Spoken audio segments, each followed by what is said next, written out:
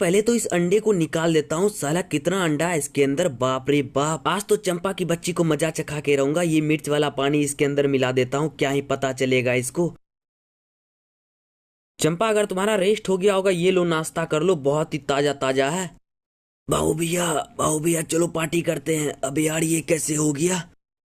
सालो दिख मत जाना, अगली बार से चले जाओ यहाँ से। भागते हो कि नहीं यहाँ से तुम दोनों? यार चंपा, इससे अच्छा तो मैं इसके ऊपर पानी फेंक देता, बहुत ही अच्छा होता। चल तुझे मैं एक गेम खेलने के लिए बोलूंगी, पर दोस्तों आपको पार्ट 2 के लिए अपने दोस्त का नाम कमेंट बॉक्स में बताना है।